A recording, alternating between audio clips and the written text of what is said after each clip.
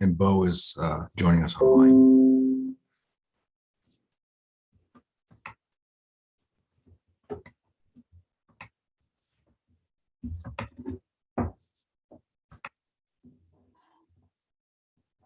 Okay, we're live whenever you want to call it. I don't have authority. Bo has to do it. He's pro temp. Oh, yeah, he's on the call. Never mind. I apologize. What else we want to rezone tonight? Hey, Bo.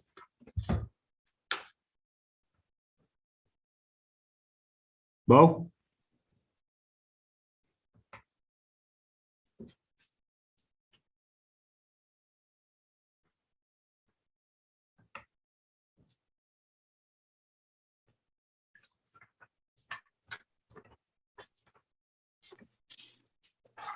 Hey, Bo, can you hear me? Yes, I'm here.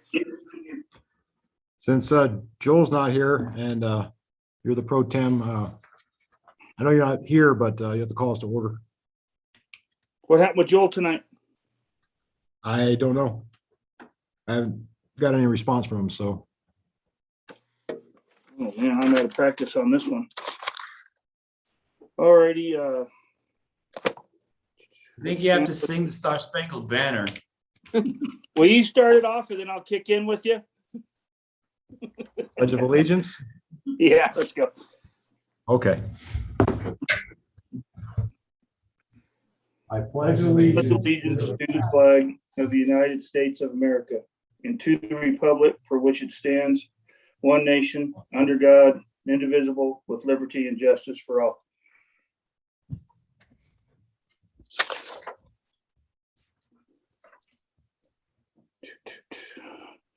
Let it be shown that everyone's here besides Joel, and I don't know why.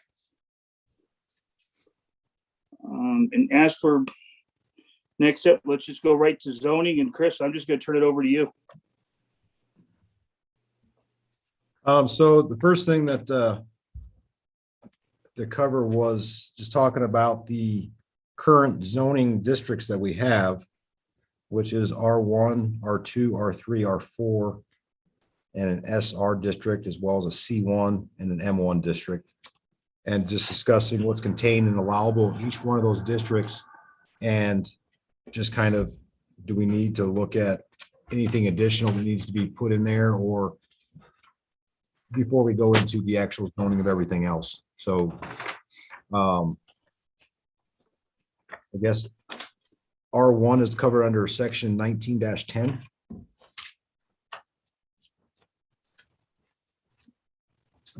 Which is pretty restrictive on what it allows. It allows detached single-family dwelling and permanent structures and any accessory buildings.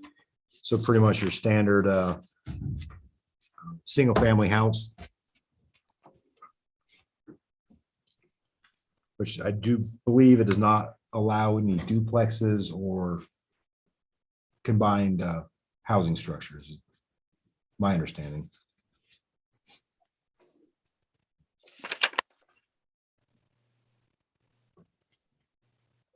Do those dwellings have to be of a certain type?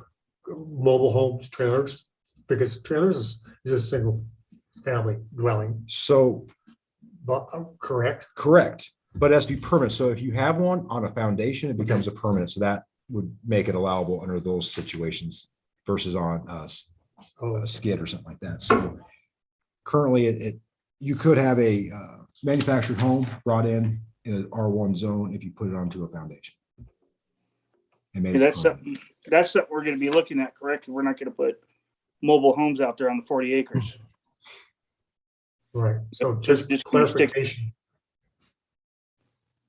Just modulars with foundations, are they gonna be allowed? So well, that's what we were saying, is that if it's on a permanent structure, a single family house, so if you had a modular and you put it on a foundation to make it permanent, then currently as R1 is spelled out, that would be a permissible thing that you could do. And there wouldn't be any restrictions. So you can conceivably have one that was 30 years old and move it, put on a foundation if you're still able to, and then it would So if we were going to restrict anything, so if the goal was to not turn it into a trailer hood, then it would be putting on a year of manufacture. So anything that was Yeah, 2015 or newer or 5 years from current request.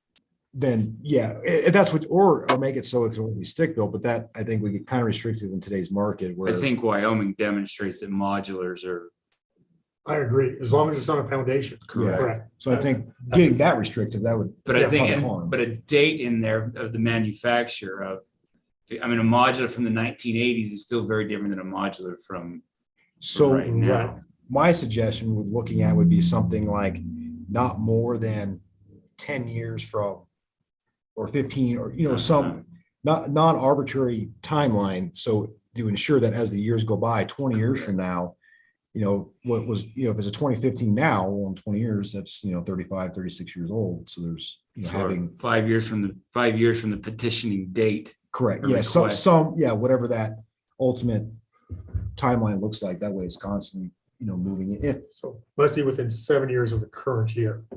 Yeah. And then add that into the R1 as, for Modular homes. modular homes, not more than X amount, 7 years or, yeah. I mean, I think that would prevent getting it aged out in a newer area where you're trying to, Right, Right, and plus it'd be more likely to be up to code. right. and that's the thing Buddy brought up. He was going to be here too, but he brought that up too, that after a certain year, the modulars, the wiring stuff is so far beyond code that, Right, if it's not new enough, then we'll run into problems down the road, potential of that. And I think you would help dispel the arguments that people say, well, I put a stick built home and I don't want to be next to a trailer. So you can call it what you want, but the odds, there's a chance that someone could have a newer modular next to you and your little stick built home type thing as the years go by. right. Potentially, yeah. I mean, As long as it's on a foundation, I have no problem with that. Yeah, and the ones that are, like you said, 7 years, there's a big difference between 7 to 10 years old and the 20-year-old. It was a huge transition to almost looking like Yeah, a stick built home. And, some of the insulation in those are 6 inches thick instead of 4. Some of them even have better insulation than a stick built house. yeah, some of them sound, well, they'll, Not all, but. whereas Newton houses in town are pretty bad. So I think, in my opinion, that is the biggest thing on R1 is further defining the permanent structure aspect to prevent anything like that coming in there. Is the stuff that, I guess we might be jumping at, is R1, so where agriculture is, can you take R1 and then you add agricultural to that, or does agriculture fall into its own? It has, well, right now it doesn't have one per se that's in our current codes. Just could we carry something over on the modular type thing if we went on the agriculture side and say we're going to zone this? So you could make it where it's R1 specific for that 7 years and do a different one for a different zone. But if you didn't, you could have like R2 would be anything that fits R1 plus this. And so it would carry over if you restricted R1 to that, it would carry over if you had that language in there to R2, R3, R4, so on and so forth, whatever you brought in from the previous ones is allowable. So, but if you wanted to change it per zone, like agriculture allowing a greater variance, then you could specify that if we created that specific ordinance and put those things in there that's separate, it doesn't just carry on from R1. I think that's what you were asking, right? Well, I can see the foundation is definitely knocks a lot of things out of consider. So take man camps, for example, or tiny houses, or some of these, or camp trailers for all that matters. As we get into the kind of nitty gritty, what do you want it to be? Do you want it to be an RV park? Do you want it to be a trailer hood? Do you want it to be, I drug my trailer from Gillette because I wanted horses in Shoshoni, Wyoming, and just parked on a plot of land that I bought, and now I have a fifth wheel trailer that I live in, and I mean, it's stuff which happens in Wyoming. it's what you see between here and Casper. Right. As more of this stuff. Somebody sells 34 acres and they put a trailer on it. Grab some solar panels, they're off the grid, and Yeah, they've got a toilet. I mean, a portable toilet that sits outside next to their Probably, solar panels and a cistern that shows up, and they're like professional squatters. But trying to get this stuff going, we probably want to prevent that from being, Well, Yes. I'm gonna agree, because Right. I think you have the perception of, because there's nothing there, I'm gonna do whatever I want. But if the goal is saying, we'd kind of like it to be more like a neighborhood. right. Right, So the first people that come in there could go either way. Well, I would just do, no, we said no portable toilets outside your And house. so basically, if we get into the ones that aren't currently covered in here for those other outlying lands we were talking about, we might have to start from scratch with a new zone yeah, I think that's what we'll have to do. and spell out, basically start with what we don't want Mhm. and make sure that's excluded and then include what we do want, Okay, or what's allowable, I should say. And that way, I think it would prevent somebody from coming in and saying, well, it didn't say that here. Correct. correct. And so I think you're right that as we get into those other ones that aren't currently in there, we'd have to do a lot more thinking outside of what would somebody do if we don't spell it out. I hate to say that. That's but, right. It is. You know, you're right that we have to be careful with what did we forget not to say? Suddenly you get Right. somebody up there, something you never thought of, and how we phrase that best. But It's the fence outlaw, not a fence in law. Yeah. One of them has a fence You're outlaw, right. not a fence in law, so Right. it's your responsibility to keep stuff stuff out. out. Mhm.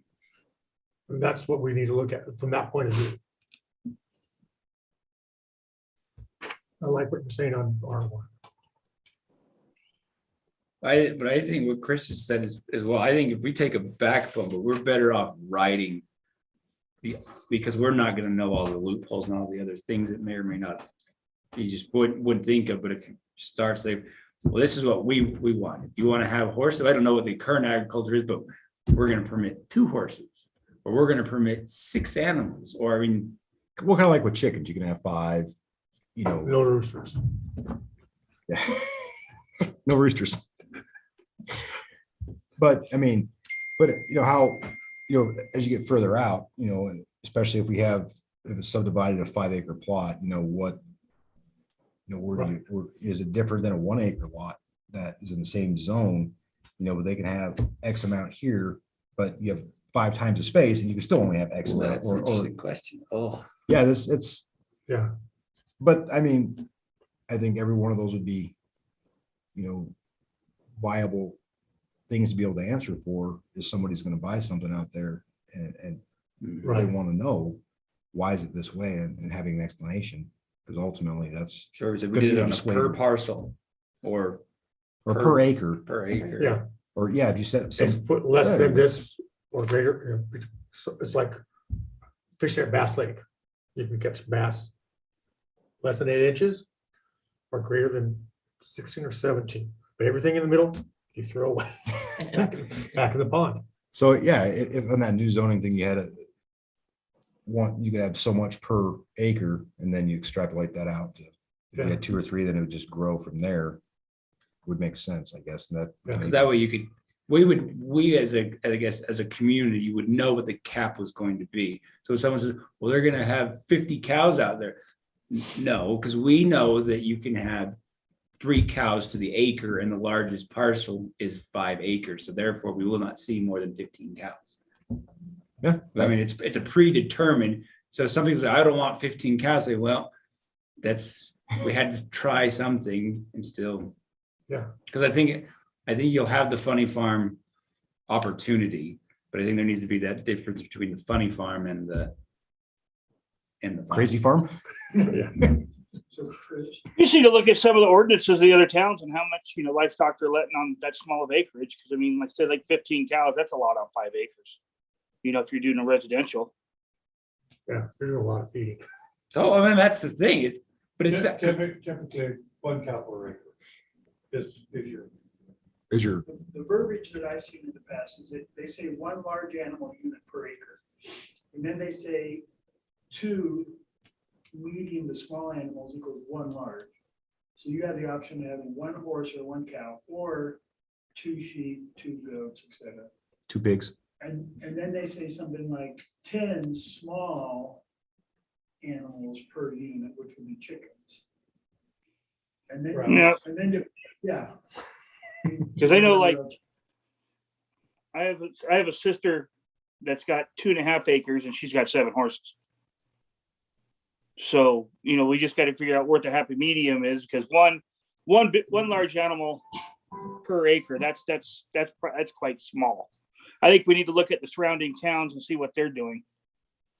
What's working for Riverton, what's working for Thermop, Du Bois, Hudson. I think the goal would be to avoid ranchettes. I mean, you start getting the terminology. I mean, the funny part, I get it. Ranchette, I mean, you get enough acreage to where it's kind of in that person wants to make a go of it and say, if that's what our goal is, then great. But if our goal is more that residential feel, have your couple of animals there, then that's Not overdoing it where it's. Just going to be no hobby. farmland. I mean, no one's going to make money on 5 acres. I mean, they're basically little hobby facilities for you to have a few horses or something. I mean, it's hard enough to make money on a bunch of acreage. I can't imagine someone trying to make money on 2.5 or 5. Better off being more restrictive and then telling people they can apply for a waiver and get all their neighbors to sign off that they're allowed to have more animals. Yeah. Impossible to take away animals once they're given. Yeah, that's getting that baseline. Yeah, so one unit per acre, and then if you're everybody's best, I mean, if you're snow plowing everybody else's driveways and you still kind of have an extra horse, you're fine. But if you already have a ghetto, your neighbors are gonna say, okay, I mean, it just happened in Demopolis. Somebody wanted to increase their teepees on their property, and they had terrible neighbors, so all 6 neighbors on that private road say, never. You've been terrible neighbors since you did. That property over there should be, my opinion, should be at least 2.5 acres, 2.5 to 5 acre parcels. If you're going to put animals out there, we can't have it in 3/4 acres or 1 acre. It's got to be 2.5 up to 5 acre parcels. And then I strongly believe that we look what the other communities are doing and see how that's working out for them.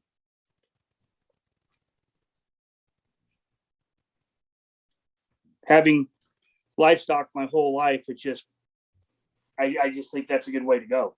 I mean, we shouldn't have definitely 20 acres on 5 acres or 20 horses on 5 acres, but we should look to see what the surrounding communities, how they're doing it and how it's working for them.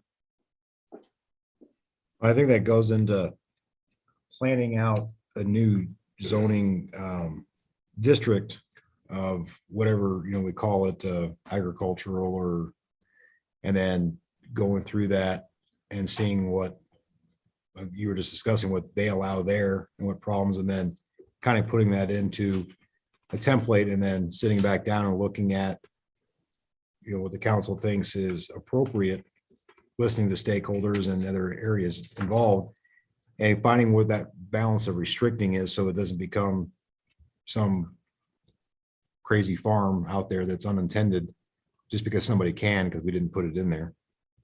And just knowing what we're talking about as far as what would constitute farm animals on 5 acres.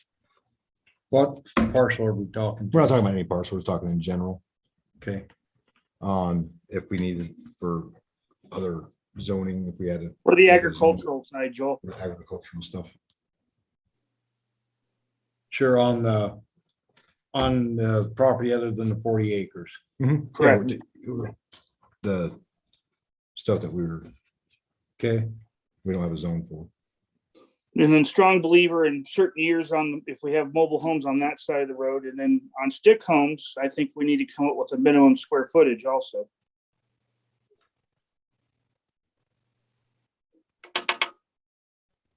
yes, So for tonight, just in clarity, I guess, is tonight just supposed to, are we looking to write things down? No, no, tonight, or is this Just a- talking. we're just Just talking, conversation.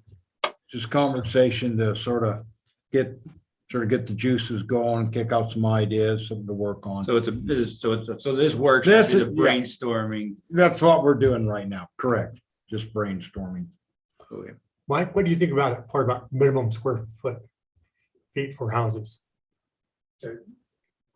what's your question, Bob? I'm sorry. Okay, Bo just made a comment Right, about are you asking me, as do a I agree with contractor. that, disagree with What, that? yeah, just give me your, either or. Okay. As a builder developer, working in the, I think of what you're talking, now we're talking the 40 acres, correct? Yes. I think that there ought to be some kind of, I think it would be very,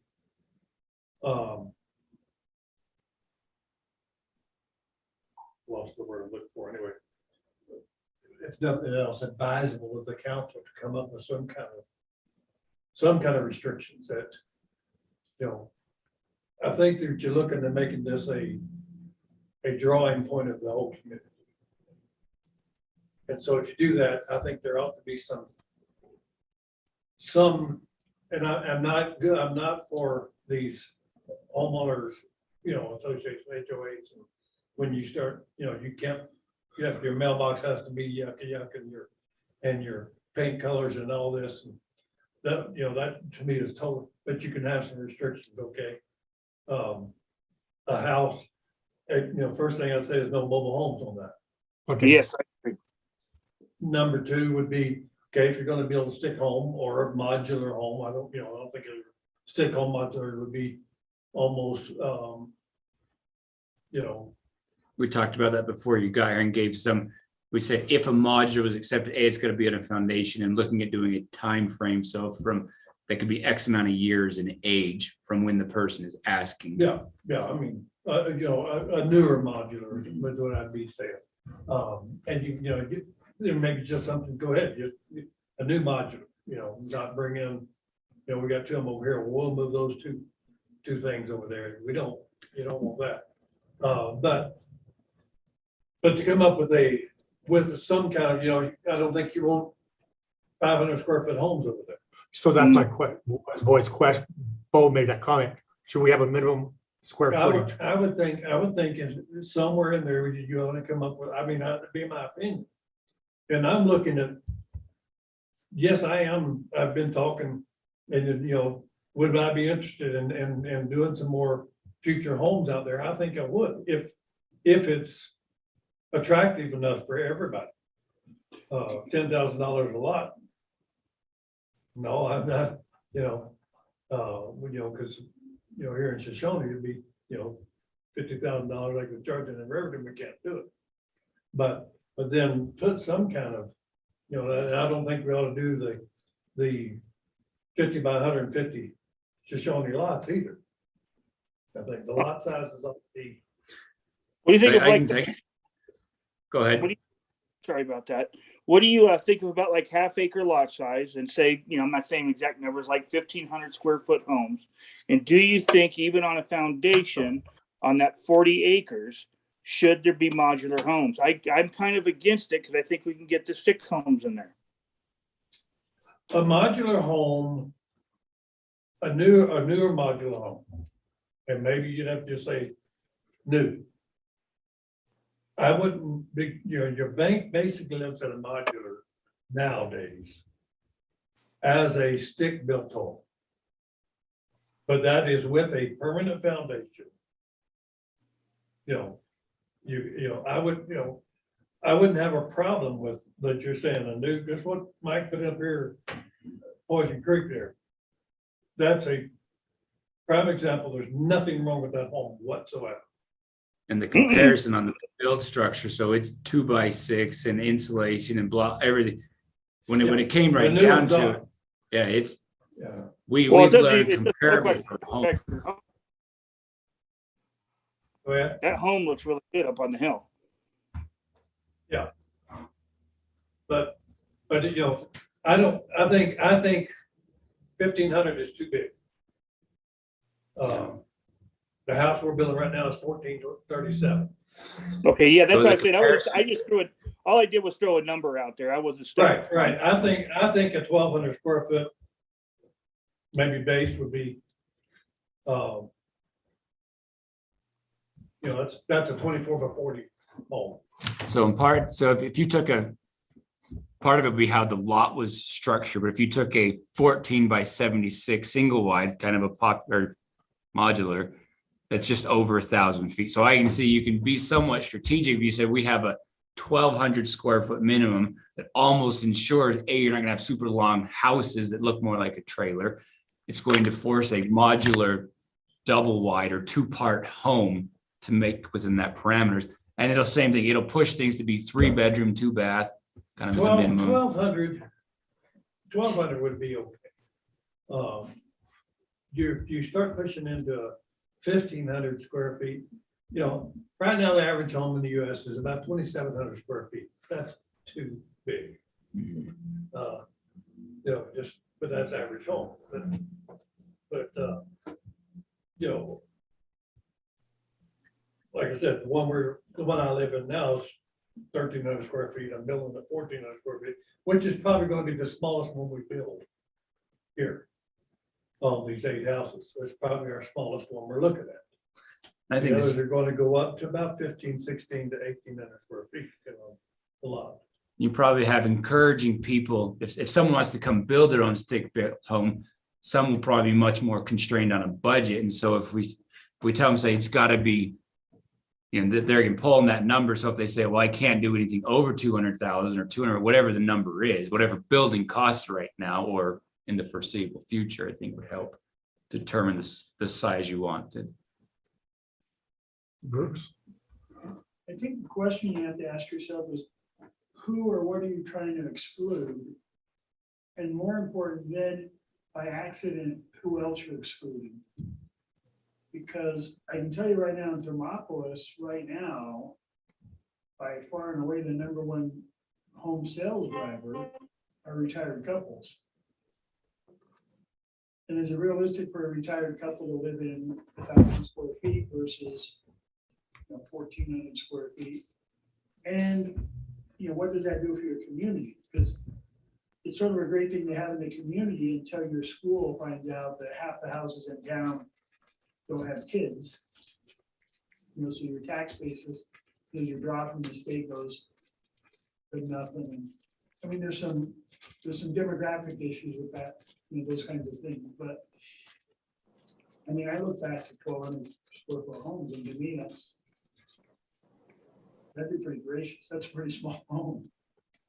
I think he does bring that, and I hadn't quite considered that, because we have a gap between, are we trying to build a retirement community of 2 people and a dog versus a 6-member family?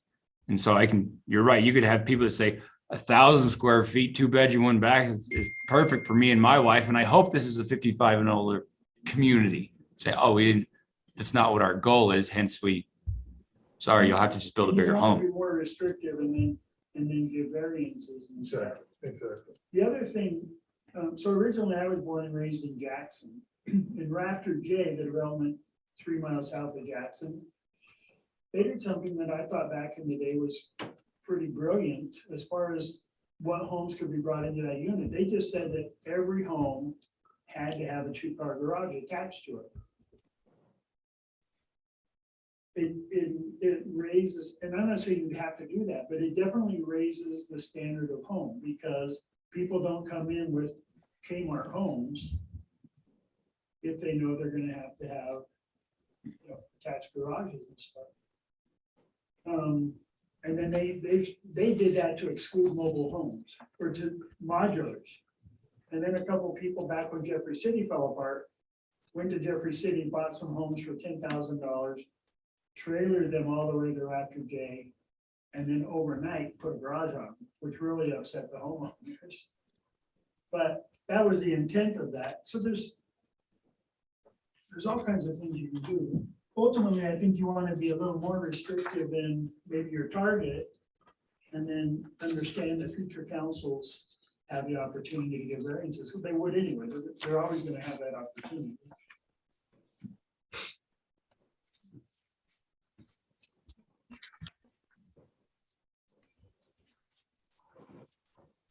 One of the objects of this is one of mine, is just try to not be so restrictive that we can't keep maybe affordable housing. I know, I don't know what WCDA is gonna do this year, but I know what we talked about last year. They had a top limit of $240,000.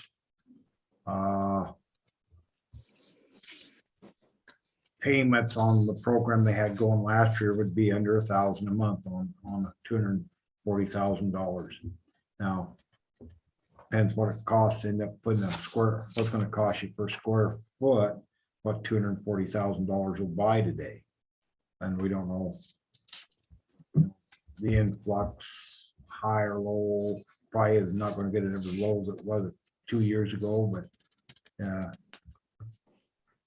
somewhere in the near future, I think it's gonna come back down. It's not gonna stay this crazy high, I hope forever. Now, I noticed that new building is getting built, and as you come into Riverton, that's all steel metal studs, no wood. Sportsman's Warehouse. Yep. It's a commercial building, Mhm. very, very, commercial to go on. Hey, Joe, could you get people to speak into the microphone, please? Yeah, could you please come and when we speak, go ahead and just like we do our normal meeting. So one of the questions, I guess we're around the 40 acres. How many homes do you know that you want to have over there? Has that been, Well, there's gonna be 70 plus, could be 70 to 90. You know, I'm thinking the lot sizes are probably gonna be between 1/3 and 1/2 acre per lot. A third would be 2 of our now city lots. That'd be 1/3 of an acre. and that third of an acre would accommodate roughly 70 homes or Well, 70? no, it would, there's a third of, yeah, you're gonna have 70 some plus or more, because, well, third of an acre, 40 acres, 120 homes. But you're gonna have streets and maybe a park, and I don't know what's all gonna work out, looking to the lay of land as part of this. I think part of our design will be driven by utilities, sewer, because it's not just flat and low and everything drain the right way. Try to avoid, we're probably going to end up with a lift station somewhere involved with that. But we don't want 2 or 3 of you, what I'm saying. So I think that will, with looking at with the surveyors and the engineers, that the typical street layout as we have would not be, we would end up with pumping more sewer because of just the way of the land. There's sort of a low spot that goes towards the west. And if we were draining that way on part of it would help. And, but if you sort of go with the topography of the land, it wouldn't really lay to our street design we got now. We'd have to do quite a bit different. I believe in doing that, I think that the property is far more attractive if all the utilities are in the streets and we have no alleys. And I think that makes a better, better looking property. Rocky Mountain Power may not appreciate that, but I just think that makes a better looking area. And so that's sort of what we're looking towards that. And also in working with that, we're looking at the design of our new sewer extension that we hopefully get awarded to us Thursday from the state, and trying to put the design of that where it'll be work better with what we're doing, sort of try to time together. But So I guess, so some of these, so as this unfolds, that's when you'll have a better so it could be, we went into it hoping for 70 homes, but because X and Y and Z happened, it put us down to 50, or it pushed us to 80. So some decisions. Yeah, correct. It could be. So the my planning gut feeling is it's gonna be in the 70 range. But yeah, it could, once we get everything down, it could be less, could be more. And I mean, just sort of, we'll just see when that works out. We're gonna need to spend a little more time, but in that's gonna like neighborhood. And then we, take in consideration, egress of entrance and exit that area, and we need to be connected to the town. We'll have 7th Street and probably 4th Street going, but there may not be any streets in between that actually goes through, direct to that lines up with our current streets. Riverton's got a subdivision. Help. Pardon? I was gonna say Riverton has a subdivision off of, was it 8th Street? That's over there by the church where you turn into it off of there, right by the church. It doesn't even look like you're going into a subdivision. And that's how they get into it from there. Then they get into it there off of Major.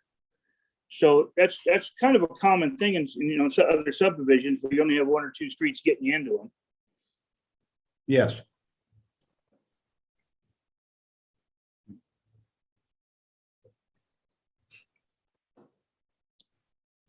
But you still have Herbst too. Yeah. And then, Herbst 7th, and then Right, yeah. on the east side. Sure, correct. Another entrance point, so at least 3. Yeah. Now, I was just talking directly from the town. yeah, Yeah.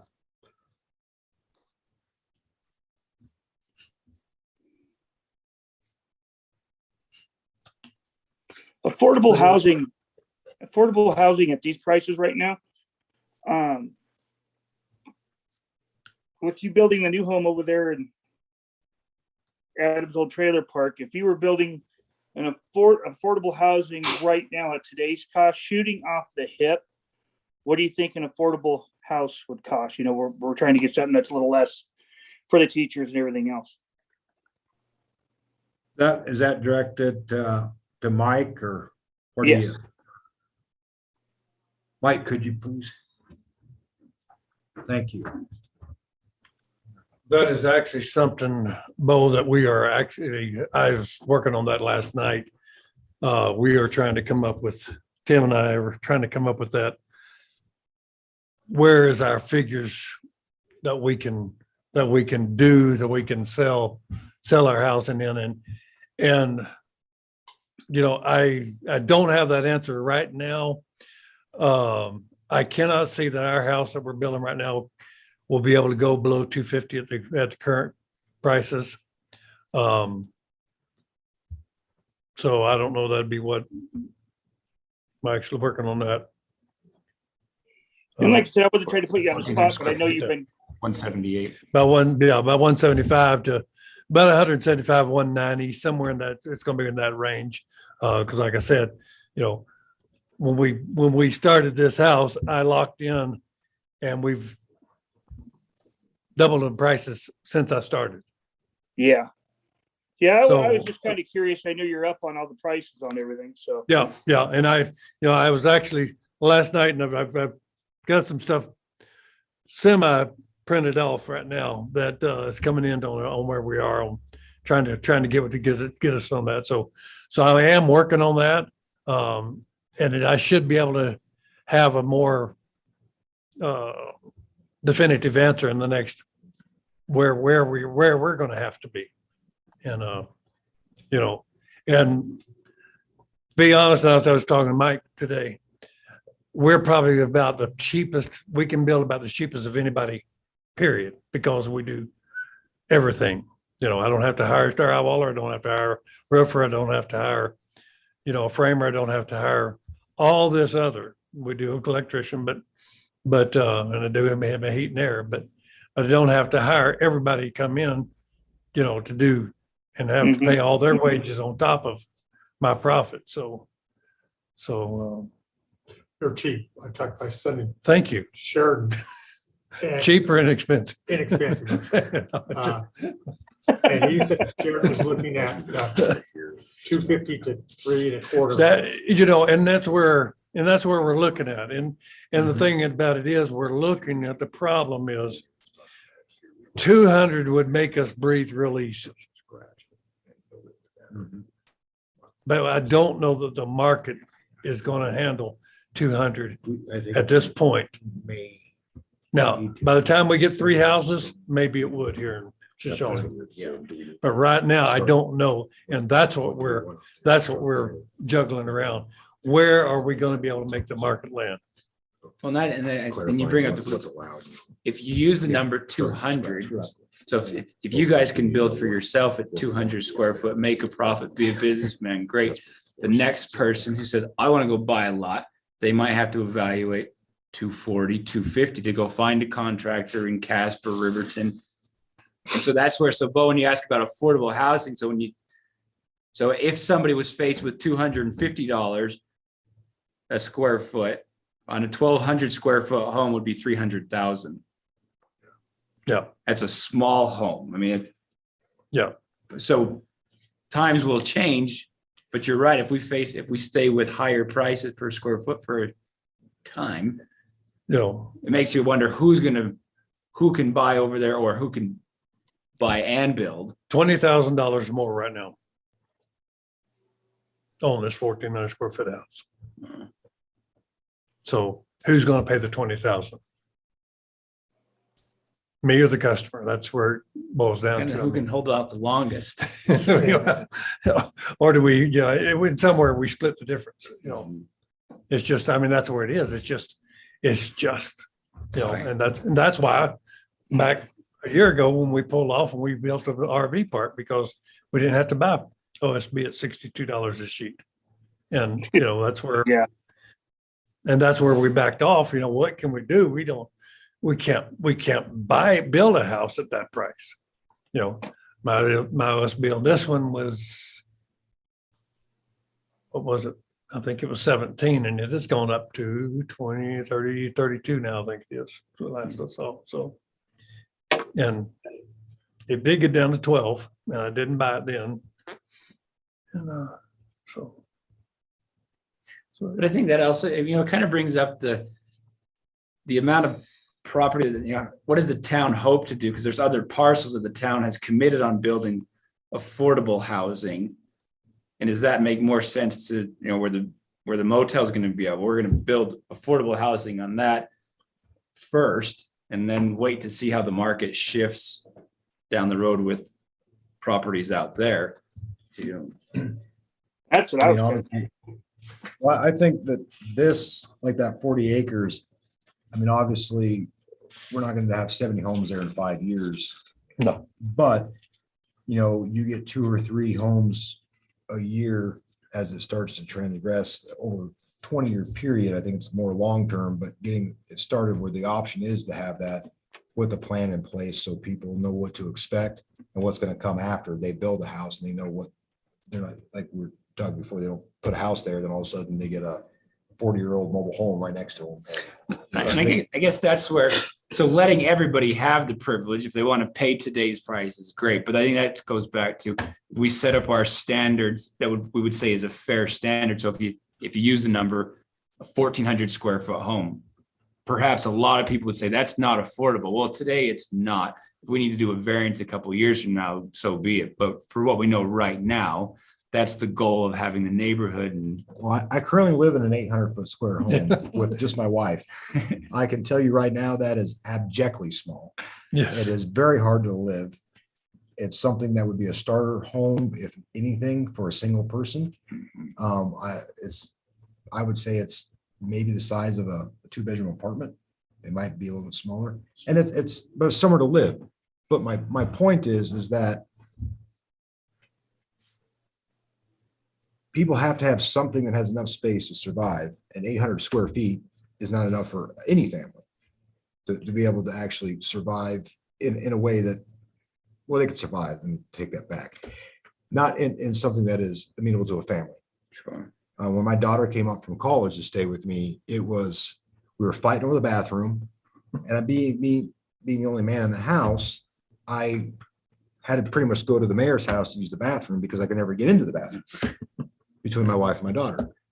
But so I think a floor plan that has 2 bathrooms, or at least 1.5 bathrooms and 3 bedrooms, whatever that square footage that's realistic, not a 10 by 10 room that you can barely put a twin size bed in there without but something realistic, that would be what I would think of would be something that was an honest, if that's 1,200 square feet or 1,300 square feet, I don't know what that is, but that for, if you're gonna put a house, you're gonna build something in this market, you're not gonna build a tiny home that would, No, unless you go back to the other comment of saying, it's just me and my dog and we want to retire in Shoshoni. So bring on the 700 square foot shop in my shed out there and.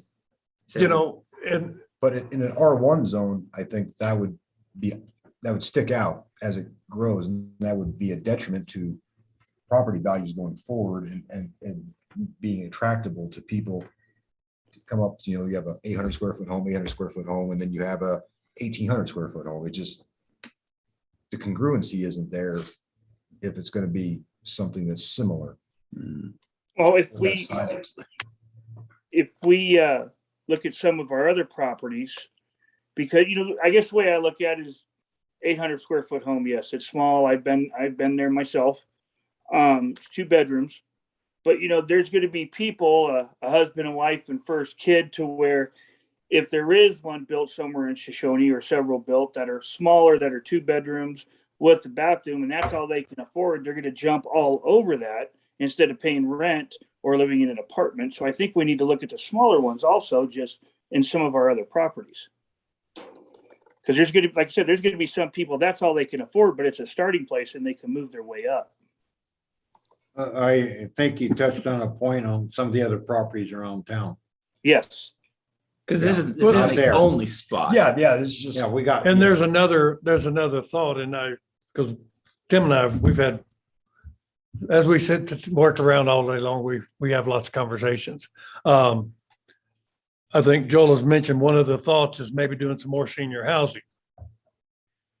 And Tim mentioned, Tim was talking to me, he said something about, man, we ought to go in there and build a bunch of these little Cracker Jack track homes, which he knows I'm totally opposed to. Said, take a portion of that land and just build them. He said, he grew up in a 1,000 square foot home. And he said, every house in the whole neighborhood in Philly was the same thing. You had 2 designs, flip flop, and every house, cookie cutter houses, and I despise them. But what you also mentioned was the fact that you're living at 800 square feet. And back, I told Tim, 60 years ago, they did that. But today they don't. And when couples get married today, I ain't gonna live in that 800 square foot house.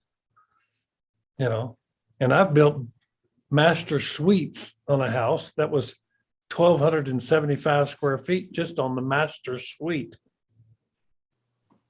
No, that's something that big. That's a little bit on the Gotta have a other. place to put your TV. I guess, movie theater, your bedroom. You know, that's on the other end of the spectrum. And it was a 9,000 square foot house, but you know, we're living in the era that we live now. People, now we'll have to have some of the older retired people that they don't care. I mean, they don't want to clean. But 1,200 is not. You say, well, it's a third more than 800, but really you're still 2 bedroom, you know, bath and a half when you go to that size. You know, you're not, just because your bedroom is 12 or 14 instead of 8 or 10. Oh, yeah, I think a 2 bedroom, 1.5 bath, Yeah. 1,200 square feet would probably. So fairly I mean, spacious. there's all these, but you know, like I said, Tim would say, well, the only way I do that is if you put that with the retirement community and put kind of just like elderly housing unit section, and then all the rest of it is in these half-acre lots, or 30 acre lots, whatever that would be. Thinking that we're from third to half, but they're not Yeah. gonna be Yeah. cookie cutter or going the same. But, you know, that way, you know, just, you know, but I don't know, I'm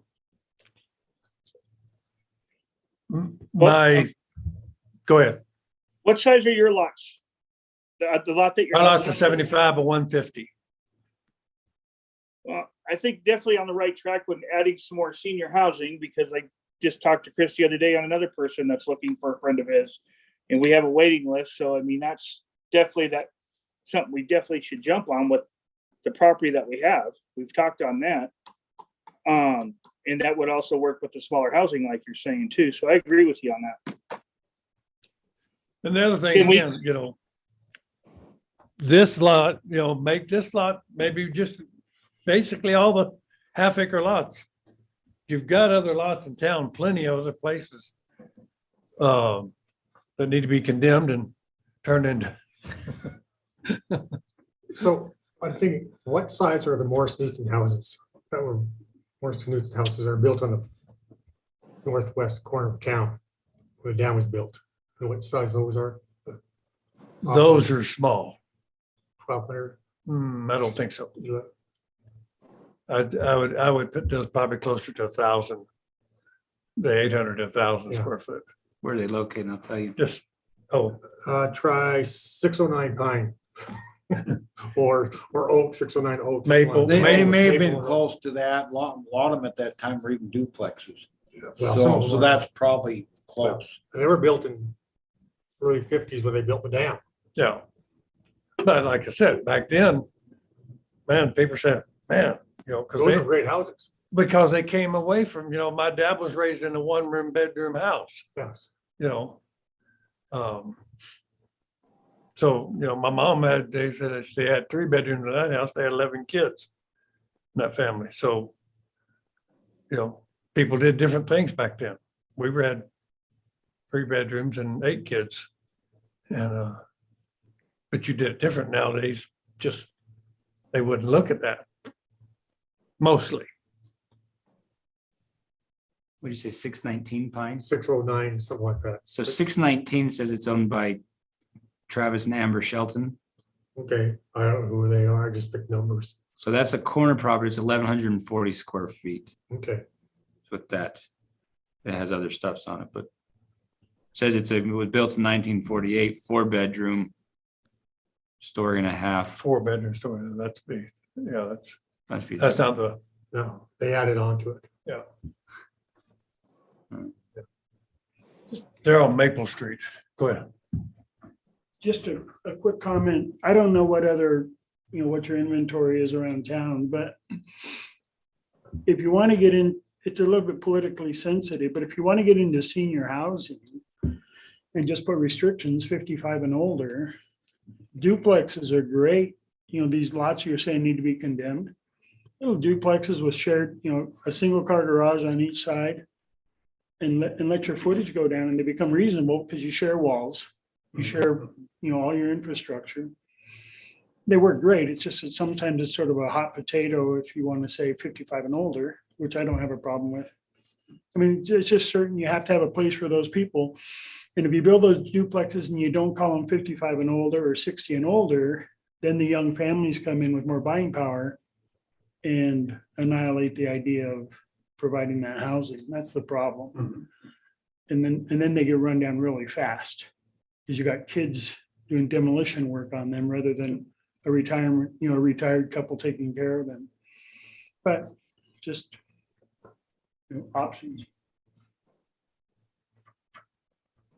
988 is the square footage of the White House on the corner of 7th, kind of by the bus barn. Okay.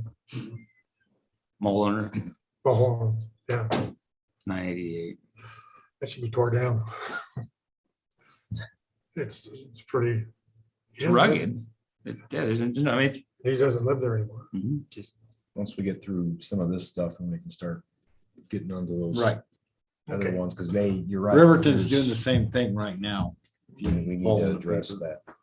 But Okay, do we want to talk about each of these R districts? I mean, we talked, before you got here, Joel, we were talking about R1. Should we go back to R2 or give some thoughts?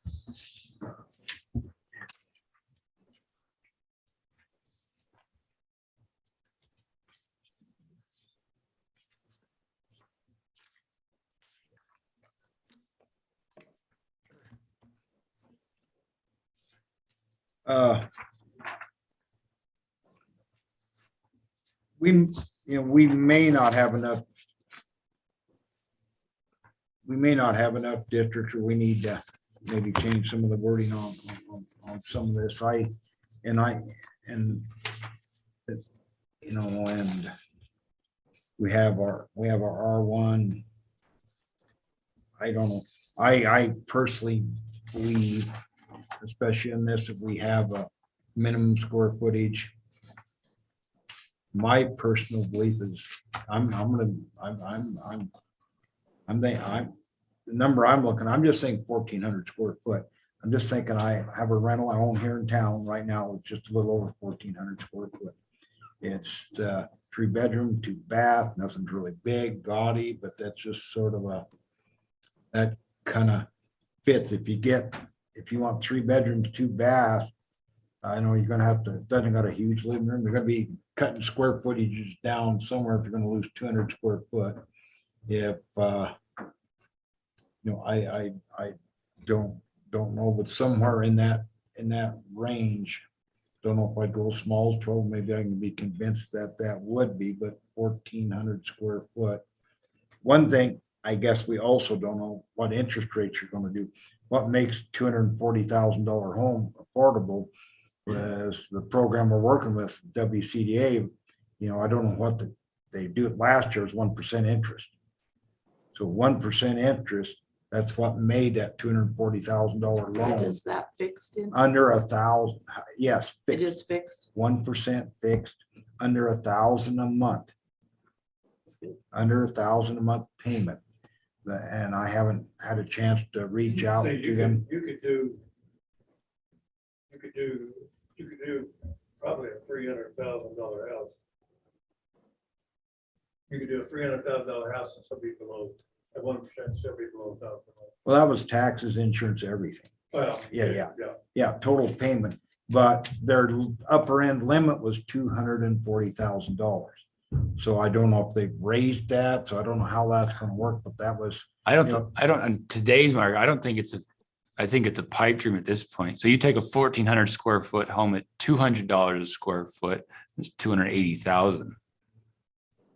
And so I think that's a valid question. If we got to figure out if the goal is 240,000, whatever that number is, I think that's going to, how do you plan for the future versus what we know right now? well, I think the pricing of building materials is a big up, and don't know what's going to happen. $240,000 probably just gotta cut your size.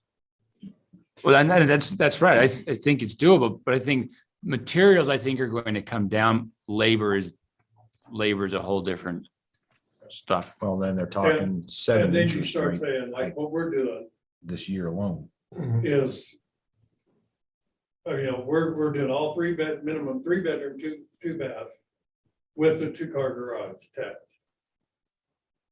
Now, the garage is basically, you go, this house is 1,437 square feet plus a 600 square foot garage. But you sell that house, the loan on the house is up to 1,430 square feet. But it will say with attached garage. Tim talking to me, he said, why don't we just forget the garage? And I said, because you build a 1,400 here and a 1,400 here with the garage. And you're gonna sell this one for $50,000 more because people are gonna say, I'll have to build me a garage anyway. And they're gonna look at it and say, I won't buy it because I gotta have a garage. Back to the mayor's comment. Could we speak also, sir? Yeah, we got to. I bet we could just bring a table and just set it on the table. That's what I was gonna try and move it over. I Right. could take the microphone over there. That's what I mean. We'll just put the microphone on Just- the table. Short term, you do know the rates are going up. That's all, that's just all there is to I it. could just move. And that. WCDA has a 6-month drain reset. So sometimes they're insulated, 90 days, 120 days, but rarely more than that before they have to make those adjustments. They deal on a pool of money. So once that $5 million or $10 million is gone, they have to reset to market. And so they've been very blessed at super low rates. But between inflation right now and labor pressures and stuff, there's no way those rates are staying where they are.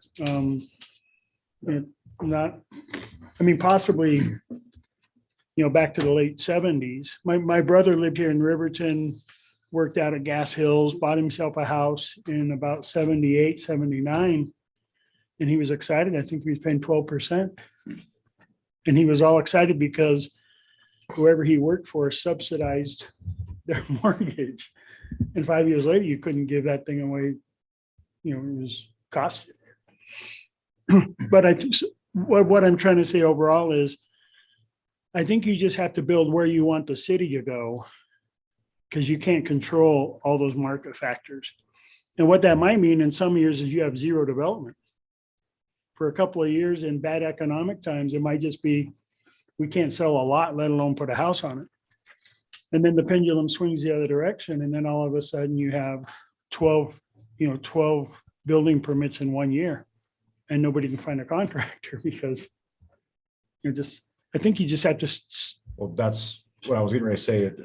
Piggyback with exactly what I was going to say is that, if you're talking about what we don't want in there, but what allowables, control what we can control, but what we can't control, we can't factor that into what we can't control what the cost is going to be per square foot, but we can ensure that not just today, but 10 years from now, that it follows that trajectory as things change, ebb and flow. And so looking at what would be a reasonable expectation that people would want to be there size wise, neighborhood wise, those types of things is more important than what we can't control, which is the federal government changing interest rates and things. So does that mean, so like what the mayor's saying earlier, so if you said, because right now I would think if you said, we want a 1,400 square foot home for 240,000, we could probably agree as a group and say, well, that's nice, it's not possible. So instead of fighting the market, say, well, when that is possible, so for right now, we're going to say we want 1,400 square foot homes, and we will wait to see when the grant, so we can finally put in a 240. So just kind of waiting out the market, still going forward for people that say, I'm good to pay 200 and Yeah, but setting a minimum standard that is Correct. not Achievable. dependent. Yeah, because if you say, like you said, we want a 240, well, maybe that's only 900 square feet because of what it Sure. costs. Well, that's probably not what we would envision for expanding out there that size of houses. So just finding that baseline, and irrespective of what the interest rates are currently, because 20 years ago, wage growth has been doing this for 3 decades, but we haven't had inflation like this since the late 70s, early 80s. So the market's going to at some point manifest it correct. But some people will still be able to do things now that are in different Correct. financial positions and just getting that started. But they have the assurity when they build out there that I'm not going to come in and build something is going to dissuade further growth. That's what I was trying to point out. Yeah. We don't know what they're gonna do. We don't know what the interest is. I know what they were last year. So, but we know if we said we don't want mobile homes on there, Right. regardless of what happens in the world, we said and we don't want a mobile- bunch of little homes out there. I don't think. I don't think it'd be a problem if you went 1,400 square feet. And then modulars being of a certain age or Current year, newer or current year. just the current year, Yeah. current year module. Because it's 1,400 square foot is, maybe used to be considered a big house, but really that's sort Yeah, of an it's average. never gonna go back down. Yeah, that's not a big home. And I got, like I said, I'm gonna rent them. That's a little over 1,400 square foot, and that's 3 bedroom, 2 bath, about. When my parents built a new house in 76 up in Lovell, and it was about 1,450 square foot, about 3 bedrooms, 2 bath.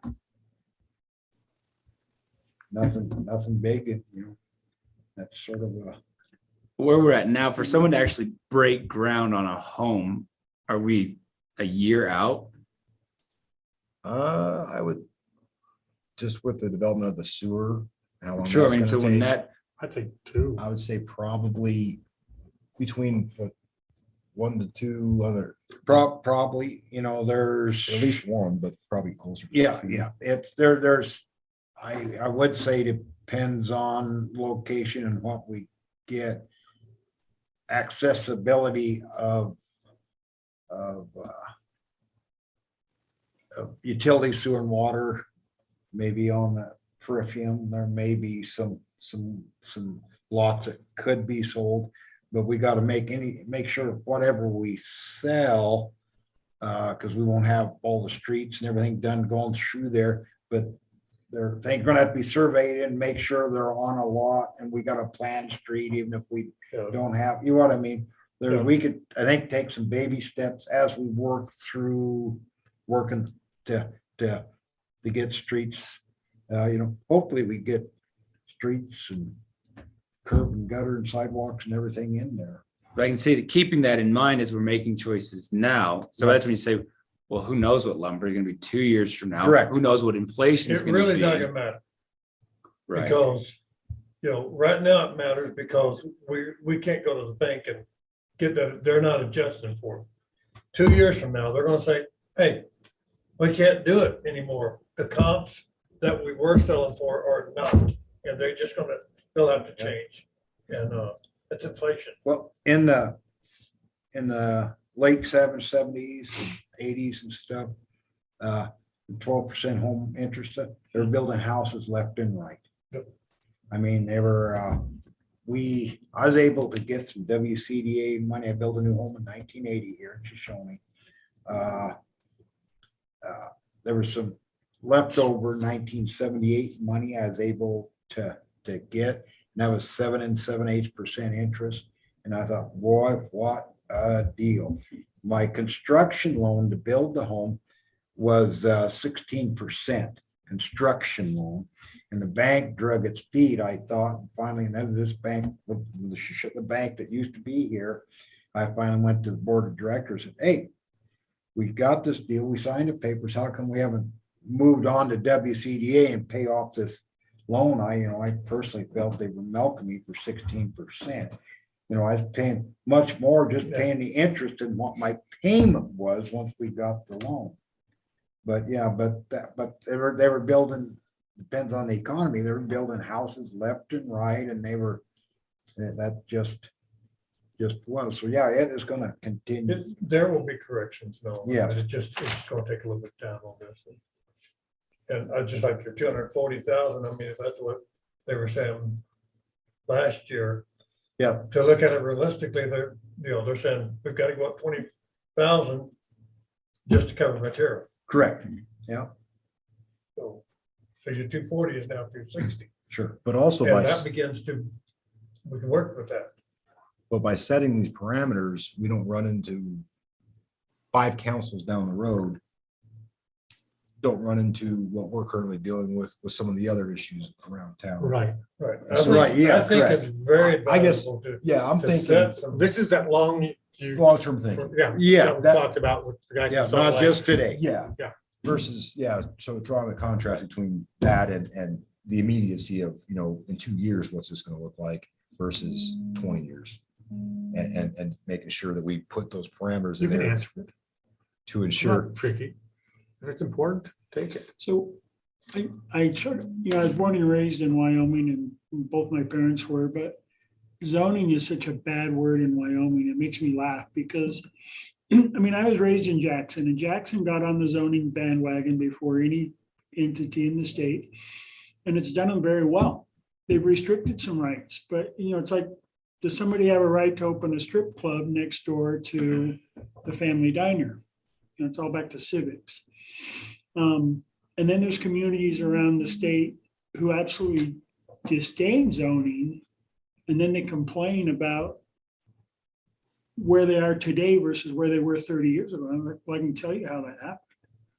You have a horse ranch on every corner in your city limits because you didn't want to restrict, it just, my wife's in early childhood education and she just constantly rants and raves on young kids love boundaries.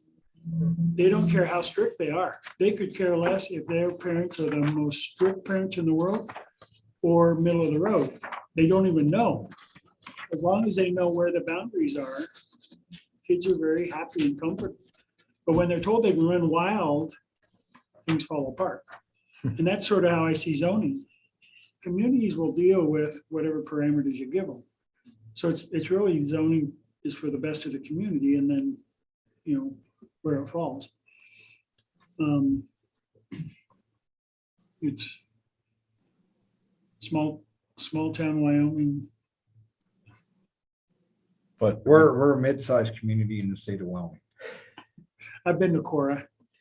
We're mid-sized.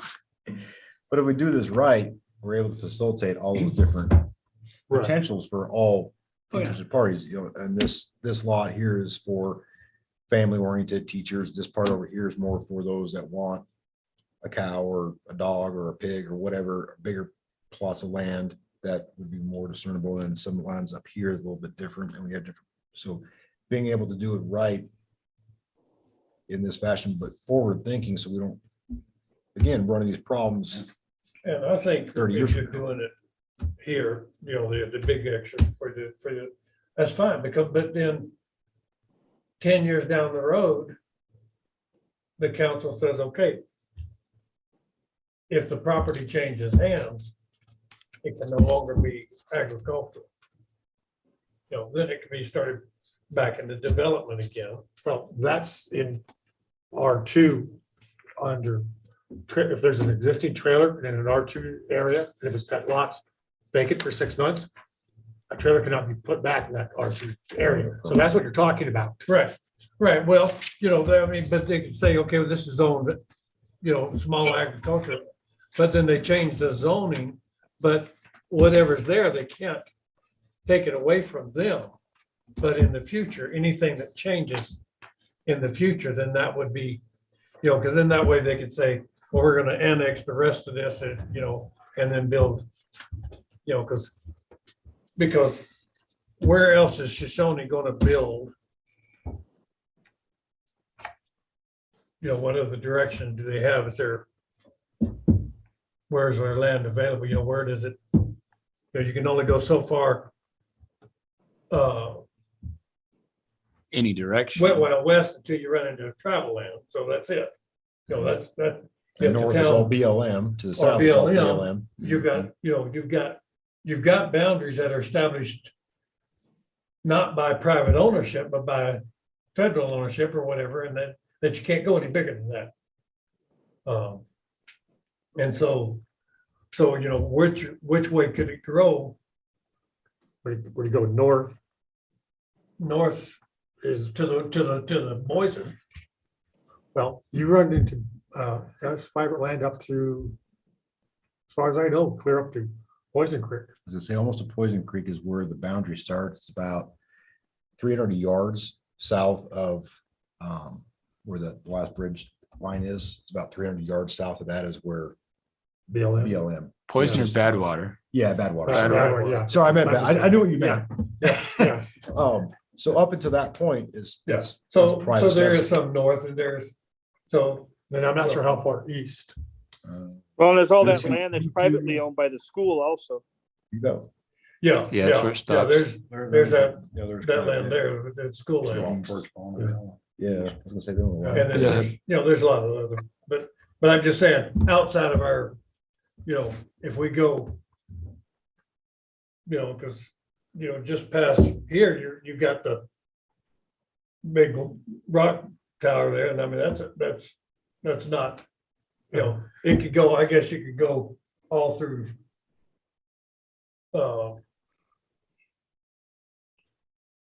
Hidden Valley area. But I think I guess it almost seems to get off track as far as if the goal is to building as a town, you're looking at, I want gas and I want sewer and I want water. I don't want to drill a well, don't want to do these other things. And I think that's where, as we look down the road, this has got to develop first and some of these other things before we get onto that. Yeah, Yeah, that's, but I'm yeah, just that's, saying, there's restrictions that you can't go so far. Right, as a town, you said the town's we're not gonna run a water line out to Badwater, it just doesn't. Yeah. For the foreseeable long-term future, probably not gonna happen. So more people can come in and treat it like a county dwelling and do their own thing out there. But for us as a town, we're, this landmass here nearly doubles the size of current development of Shoshoni. that's what I say, you put, when 70 homes are in this section Yeah. here, you think, well, how many years will it take for that? Because this is gonna fill way ahead of some of these other things. Well, Yeah, and then you might get one or two or three out here, This is and then, the one you're talking about. and 5 or 10 here, then 2 more here, 1 here, then 8 here. This is- and But then- we're demonstrating, this is where, that's where it said, we want the town to grow right here. So it's almost like, this is like our Right. own Walmart strategy. Walmart builds wherever they want and buys everything around them, because that's where it's going to grow. Yep. Whether people like the swampland or not, Walmart says this is where we are at. But if you look here, there's a lot of good visual appeal from this There- spot. Yeah, That there really is, this is a beautiful spot to live I think it's prime, unobstructed. prime. And it's a gorgeous place to have a house and a family with arguably the best school in the state. I think that being a drawing block for a lot of people who live in the Hidden Valley, that some of them don't live in the bigger houses out there that might come here, might not. and all it takes is the, Oh, Yes. lost cabin. well, the wells, Yeah. all of a sudden, if, you know, that project, and I know it's been, but if that went, Well, $300,000 houses wouldn't be a problem then. right, that's what I'm saying. Yeah. That's what I'm saying, and then at that time, there would be 25 contractors in here. Yeah, because you'd have a lot of people making over $100,000 a year working there. Yeah, and that's what I'm saying, at that point, and it could happen. It's still, Gas is still there. yeah, But even more important to have the restrictions on here of what's not going to be Absolutely. allowed. That's it. Yeah, before. But instead of Yes. saying, absolutely. like, we fence out. Mhm. Yep. Keep out the. Yeah, that's the best way I say can that, describe it. but A fence outlaw instead of fencing. Mhm. You put up a fence to keep things out. And then a lot of those other things that we were talking about, the smaller stuff, we have places in here that as they get demolished and scrapped, that they could still build those in some of these areas here, that are currently in town versus here. So that kind of allows for all walks of life to be able to have some kind of piece of what they want, but just not here. Are there a few of those abandoned demolition pieces around? Or as far as what the town would own or foreseeably have in its possession? Well, I don't know if the city will own or have any of them. That hopefully the landowners will do something with some of the properties. But there's needs to be more teeth in our ordinances. But a On lot how of- to handle that. There's things we need to talk about. And that's part of this whole system that we're developing now. That's one of the things we need to address. But a lot of them, as I just drive around town, I just do ballpark. And a lot of them, the demolition costs are more than the value of the land. So the landowner is just gonna give those to the city. If you push them, I'm assuming somewhere there's gonna say, if I have to do something with it, I'm gonna give that to the town. Because, Thermopolis has the same issue right now, where some of those, Okay. they just can't recover the cost. So the landowners, especially a lot of the older landowners, they're just like, I'm 75 years old and don't have the finances to take care of it. The town, Shoshoni, when we did the properties we ended up buying for demolition, and we pretty good had an idea that we had some asbestos issues. And we did put out there and ask for any homeowners, some of these older buildings, that we offered to do the asbestos inspection for free. Because they're gonna have to be inspected to know By the way, how serious their issue is or not. And we did not have anybody take us up on that offer. which is lucky. Huh? Which is lucky because you really don't want to be taken up on it. Well, It's nice to know it's the asbestos, but you don't want people turning over properties.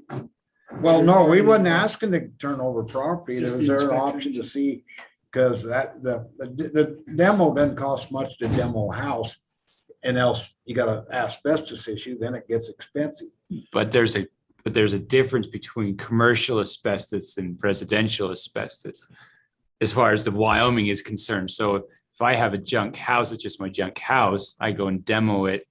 For the most part, everybody just lets that be your waste. But if you have a commercial structure with the same asbestos in it, different story. So that's right. When you get into any more the actual demolition cost, the 90% is nothing in comparison to the asbestos abatement. It's like it's not apples and apples anymore. Spend $5,000 to tear it down and $15,000 and $20,000 for the monkey suits and Yeah. a couple of black So, bags. Like the little old motel, I noticed 6 months ago, they were putting plastic on the doors and stuff. So I thought, oh, they're doing asbestos. And then it looks like that has stopped, Completed. or so they're done. Only asbestos. So, but the town owns that, don't they? Yes. Yeah. Yeah, the abatement's done there. And I'm assuming that's not a renovation, that's a demolition job. Yes. Just joking. Yeah. It'd be a heck of a renovation job. Some That would rather property be will that For way. sale in the future after it's demoed. Well, The That- town has to develop it within 5 years. 5 years.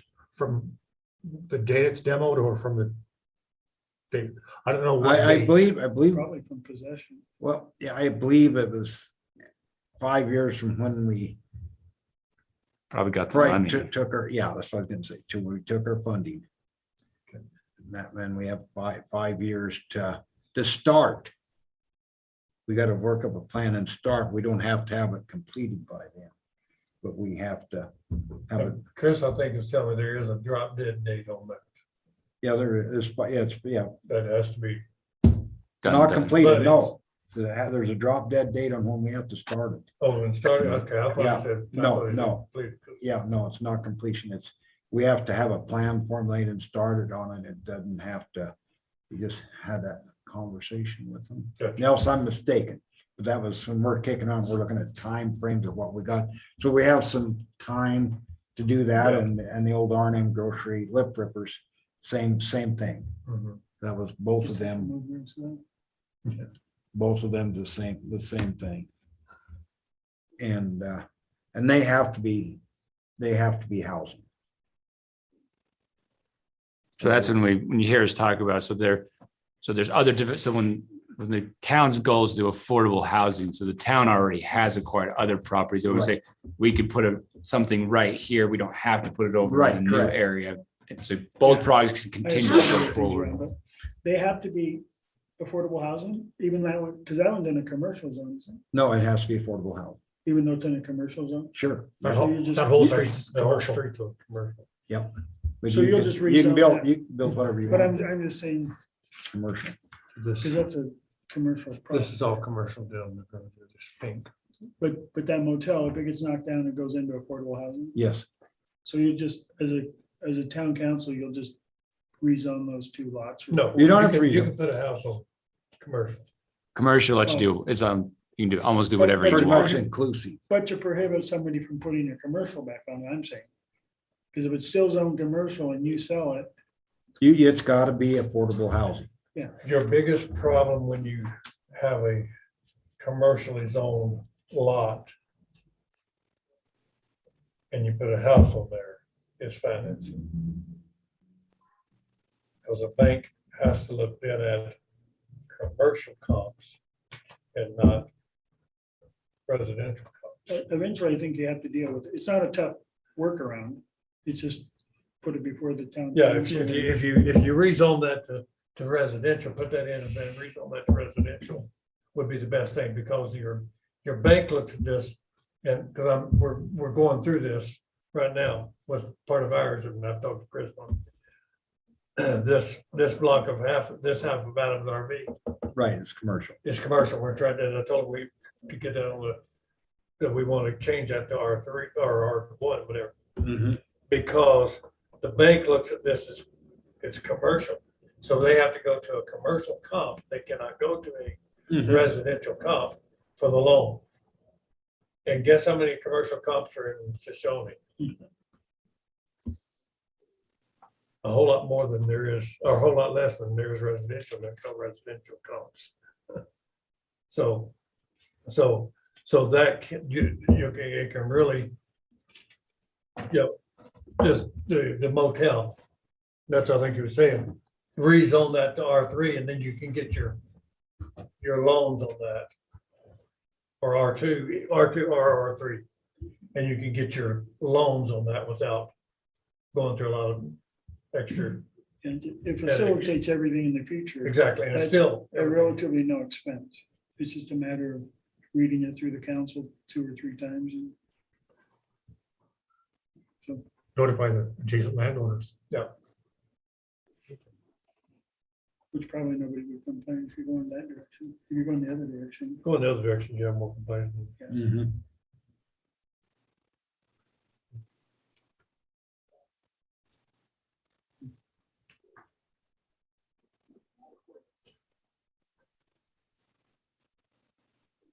We also need to look at north off of the highway or across from the school. That needs to be rezoned where, off the north end of California Street going to the airport. That's to look, because there's houses there. John Reynolds is there, guys are there across the highway. Where, that little chunk out where Colders live. That's all zoned, what is it? Suburban residential or privately owned, I'm not sure what it is, so I can't tell my map. But we need to contact those people and say, hey, you know, we need to zone this property correctly. Well, I know like with John Reynolds, he's not gonna have anything zoned out there unless he can still, if he wanted to put a horse or a cow out there. He's flat out told me that he does not want anything changed on his property. So that one might be a difficult one.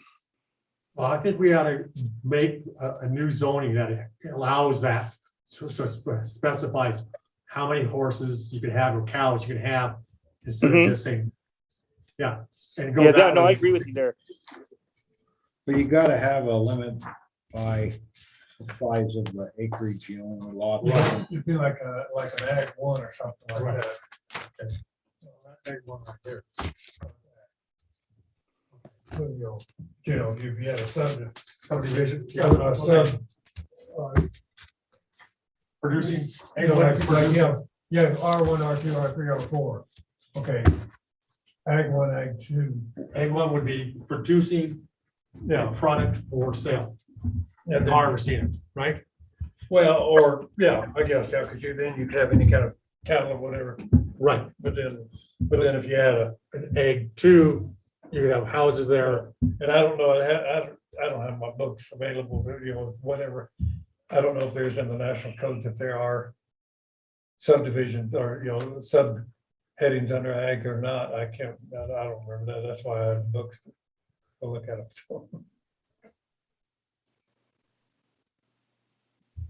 But I mean, that way you'd have horses. Right. But you know, I agree that John should be involved with this. Yeah, because he's, one of his big complaints is he doesn't have sewer and water that goes out there, so why should he change? I would agree. I'd say it's fair. If we're going, if I feel like it's a take situation, what do I get for my take versus, sorry, you Exactly. just, I can see both sides of it because it also, you know, as a town annexes, maybe they have had their septic and water. But, you know, where does, you know, just kind of what who was saying about Walmart earlier. Like what, you don't want to, you know, if Walmart says they want to come into Shoshoni, 10 years now, whatever. My brother lived in a place in Elizabeth, Colorado, and the town said, can't come in. They said, fine. They went right outside of town, city limits, and built it, and the town gets 0 tax dollars now. And they said, well, we'll annex. They said, no, you won't. They get absolutely 0 taxes. And, you know, so you want to be, that doesn't happen, you know. Yeah, I agree with that. I mean, I think the only service they get would be our law enforcement service. Yeah, that'd go through the county or outside city limits. Eventually, wouldn't this, as more people built out there, if it was part of the town, wouldn't the state require that you offer services? Because they don't want a septic field every 150 yards or even 100. Well, you gotta the health department's got a minimum on that. I mean, eventually it behooves you to run pipes out there. I know Tensley has water system that goes south of town. That same water line goes from Tensley clear across to Worland and out to Kirby practically. There's a water line that goes through along the Shoshone River that runs from Cody to Powell to Lovell, picks up all the little towns along there.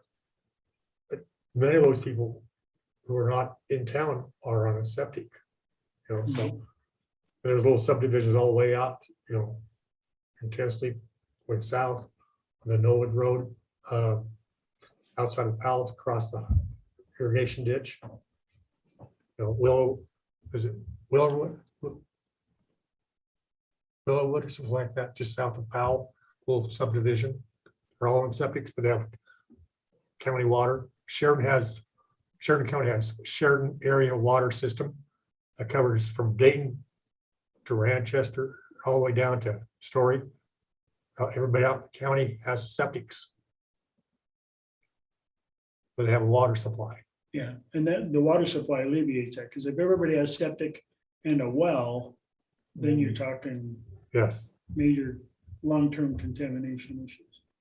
And then that's just a mess in court, because you can't prove who's contaminating who. It happened in Pavilion, but it wasn't water Yeah, contaminations. It's septics or I've been involved with that stuff and it's the DEQ, you gotta get a permit for DEQ to get permitted and it's. Yeah. And if your wells drilled properly, you know, we don't drink surface water here, we're deeper. yeah. And has very little impact in our area with that. Yeah. I mean, you know, we're not, there are places where water is like level. You can drive a piece of pipe in there and get your water well to irrigate your yard. A lot of Riverton's that way too, but not Shoshoni, we're not. But it's, you know, if we're gonna expand a lot of sewer and water line, we're gonna do it just like we're doing our sewer line expansion right now, or we won't be able to afford it. Mhm. You know, Oh, yeah. It's expensive. but Do we want to talk about any other districts? you know, did we talk at all about looking at existing, what we're looking at existing what we have? And I know conference builders wanting to change some zoning, and we want to look at some other change of zoning and within the city limits, town limits that we have now. So before you got here, Chris had mentioned the county has arbitrarily changed a few zonings in our town. So what he wanted to do was to get a county map of Shoshone and see what things they have changed on their own and find out so this stemmed from, so I had two parcels that were commercial and then all of a sudden became residential so I asked Chris, when did that happen in town? And he said, oh, it wasn't the town that had done that. So he wanted to take that map there compared with the county and find out if there's been other things that have changed so that they can do a couple of lump changes in the process of what we're doing right now.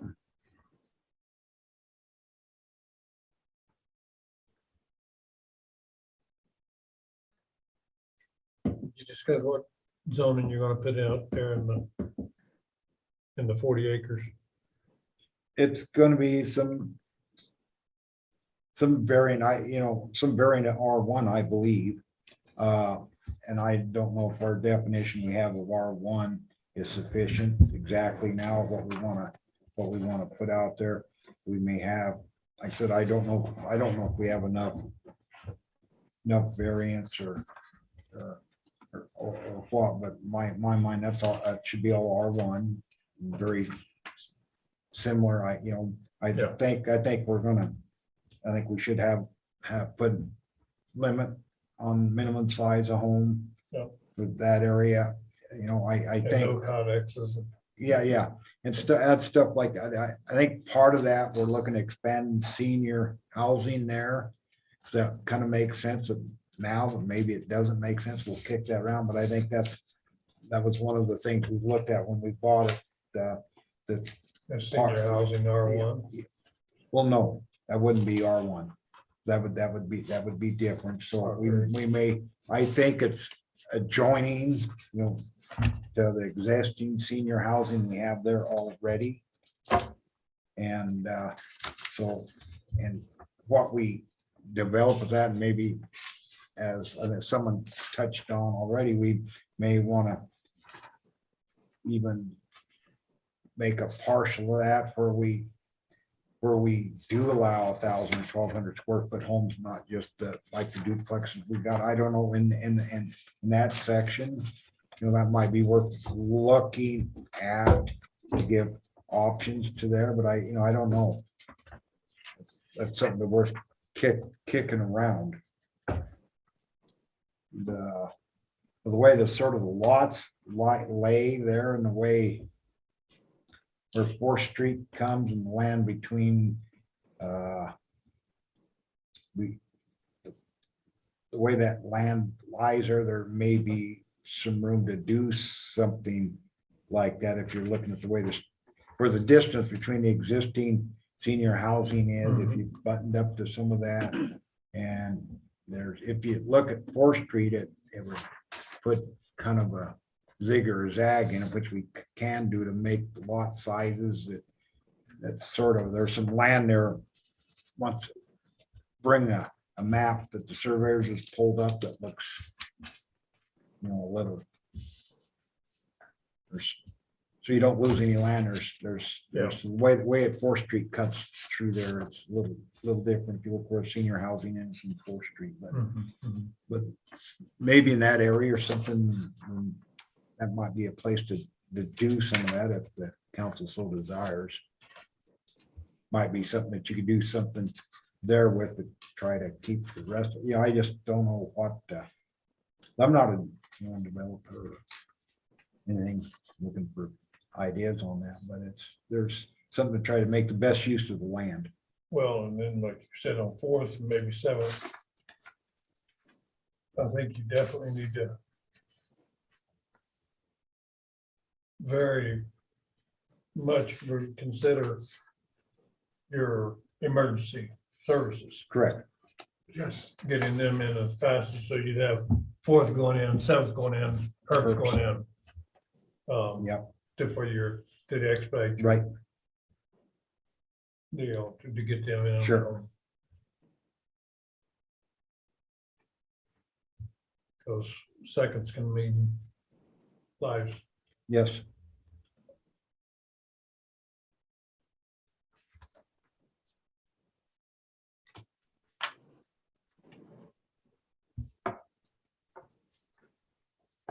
But yeah, I think we ought to, kick around and look at what we got existing. We maybe look at what some of the other municipalities are dealing with this, having growing pains. I know Du Bois just went through a bunch. I know they just went through quite a bit. I'll get a copy of their zone information to everybody. Lander just went through, Huh? Lander's been going through heading for the last 2 years. They finally Yes. finished it off.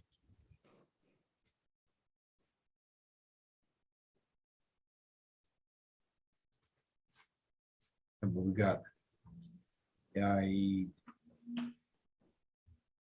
think we need to do something that discourages these homes that are vacant and dilapidated and stuff like that, and people just letting them stay that way.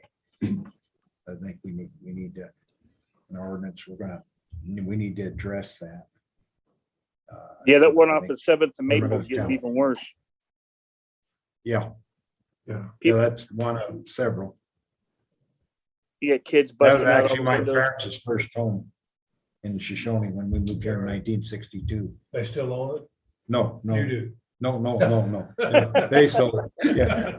No, they actually sold that in 66. It's $10,000. They bought it for $10,000. A issue we're having in my neighborhood in Thermopolis right now is across the street and down a couple of lots is a double wide that hasn't had a ceiling roof on it for 3 years. People lived there with tarps over it for a year and a half. City shut the water off 3 times. They went in and reattached their water 3 times. Finally, they moved out. And I called the city one day and I said, because now it's literally rotting, the roof's caving in, the porch is rotting off. And I called the city one day and I said, how long before something can be done with that? And they said, the only structure we have available is delinquent taxes. And it'll take us 3 to 4 years to get that property. And I'm like, really? You don't have any kind of a dereliction law to enforce sooner than 4 years? Because it drops all the property in the areas down $40,000-$60,000 because of this whole double wide. So, reinforcing your point, it's nice if you have something other than just delinquent property taxes to get your hands on this. We have a little more than that, but it's, I've seen a little bit of it. Yeah. I know, but but it's, put some more teeth in it. Yeah. then- yeah, it needs Even more if to, there, even if there is an immediate enforcement, if you get it. Yeah, that is what will protect the town 20 years from now. correct, It won't be another right, old gambles. Right. The other nice part about that, if you expand it, I don't know where you are now, but, lawn upkeep in Thermopolis right now, I think if your neighbors complain and you have weeds deeper than 12 inches, then the city can give you 30 days notice and send in somebody to mow your yard for you. And then they put it on your taxes. And they just put a lien. They just say, you have 6 lawn mowings at $120 a piece. And when you settle up on the $900, you can sell your house. So some people say that's pretty rude, but at the same time, if you have somebody that refuses to do anything with their property, and it's a hard spot for the city to be in to say, okay, we'll pay the guy that's mowing the yard now, and we might not get our money back for 4 years. Well, the other But part is that we've had people who've moved out of buildings and they left a past water bill. And that building has been bought. And the new buyer says, why am I getting stuck with this water bill? It's not mine. But the water bill goes with the building. Yeah. And I understand the guy's point of view completely. He says, I can turn it on.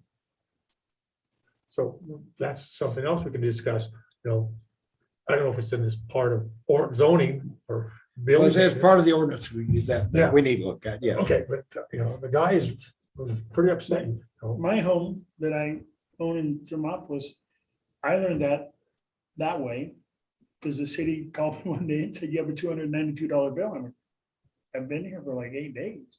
And they said it comes with the property. And the lady that sold it to us, her mom had lived there and passed away, and she was from out of town. And I called her and she said, I'll send in a check for $292. She was nice to do it, but she wasn't obligated to do it. I would have had to have paid by 25 days or had my water cut off. Well, see, that's the only way that's the only way the town can secure payment. Yeah, It's like gotta on be it. attached to the property. Yeah. And if we've worked with what we're trying to, we brought this up for several years here, working with the title companies in Riverton, because that's when they're researching, some of them do, some of them don't. Any debts or anything like tax or anything, they should be checking with the town and see if there's an old water bill. Right, Yes, and that should be part of the disbursement. Exactly. And that's, but it was surprising how they weren't checking them. There was properties in Shoshoni that was bought here and people had some large water bills. Sometimes we're mainly, the town can be fairly lenient on trying to work with people in their water bill. So we hate to turn water off to it. And sometimes the bills get fair amount before we try to work with people. We just do. Out of curiosity, what do you charge for water here? How much Standard money do rate you of got? $30 for 10,000 gallons, How much? $30. $30 for 10,000 gallons. Plus $3 for every 1,000 over 10,000. So just 30 for 10, Minimum. That's your minimum rate. and then it just keeps, it's lineal Yes. at that point in time. I don't, At $3 per thousand. I don't know what we pay, and I don't dare look at what it is in Tomatos. It's but more, I know it's the highest, somebody said it's the highest in the state. I have no idea. It's high. That's why the Main Street people have AstroTurf on their yard. It's like, yeah, can't afford to water your And grass. we have one of the least expensive water bills in the state. And We've had to raise it, and it was held down artificially low for many years. That was my next question. Yeah, it was artificially too low, and our enterprise fund for our water system is we finally got it in the black this That's year, great. but it was being artificially subsidized by Others, others and stuff like that. So, but it's so those are some growing pains we're going through right now, or our increase in water bill. We're forced to do it. we bought a home years ago. The neighbors when we moved in, were so this is the greatest spot in the whole state. We have the cheapest utilities, cheapest garbage pickup, cheapest water bill. And then like 2 years later, everything went up 300%. Because the city said, we're going bankrupt. We've been subsidizing this for decades because nobody wanted to say, pay your Right. own share.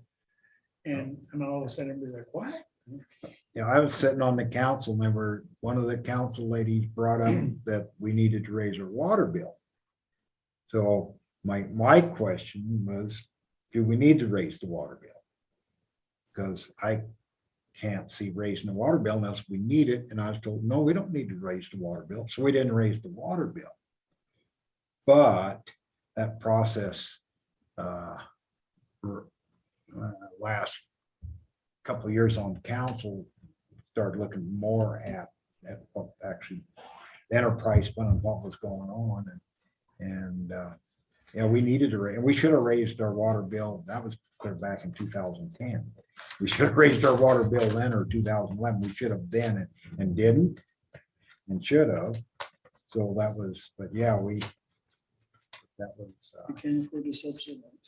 no, but I got a lot better understanding That's of your federal government. of that process. But yeah, It's easy for them to subsidize. You don't know if you're in Do that the on my wrong. pocket. but anyway, sure. Yeah, I hated when they first went to water meters. You're like, geez, how rude is that? Yeah, Just water, just turn it on. And I was just talking this morning with a gentleman that actually came here, and he's looking for cemetery plots. He lives in Lander for him and his wife. This is where they met. They got married. They used to live in Shoshoni. And we were talking, and actually he worked in the oil and gas industry.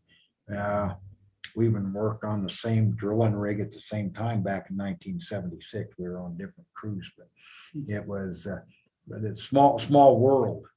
But he said, I remember when Shoshone, all the yards were green, and what a beautiful place, an oasis in the desert, and talked how nice the town looked back then.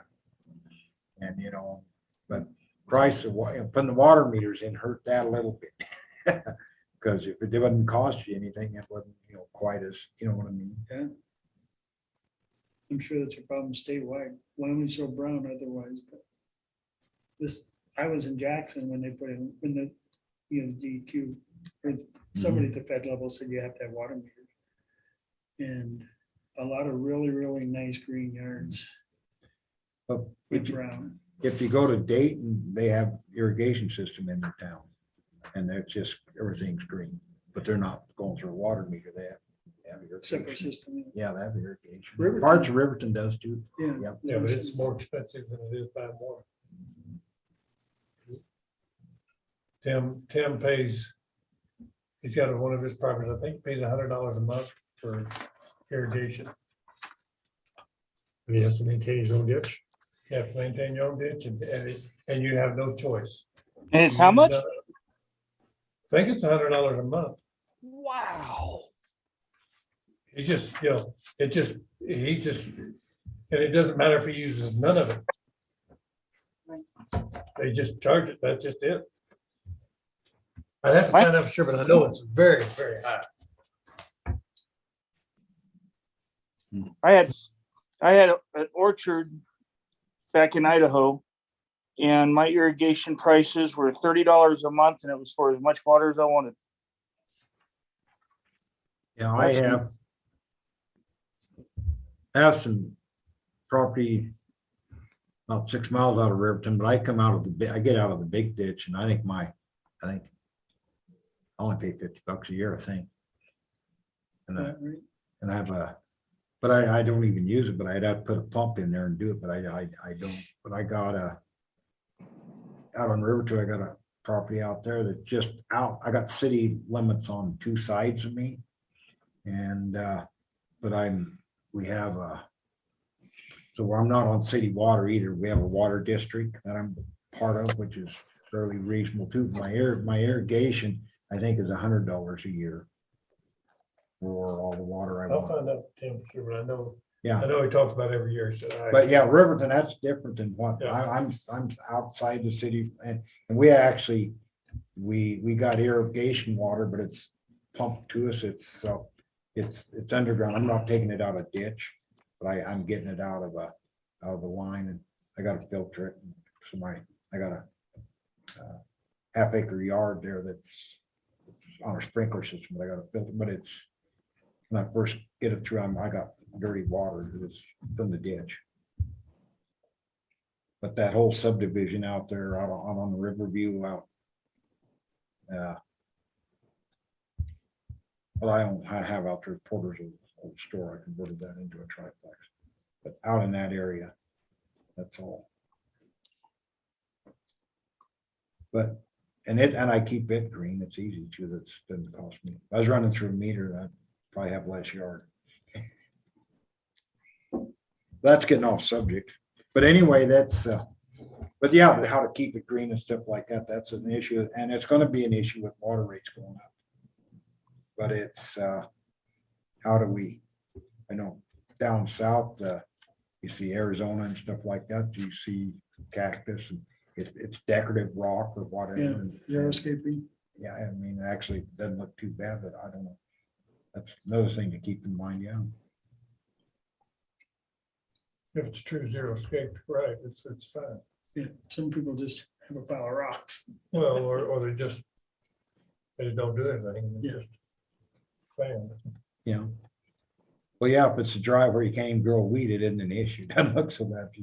When you get a bunch of weeds and stuff, that's where it looks, I guess the parents are not getting taken care of.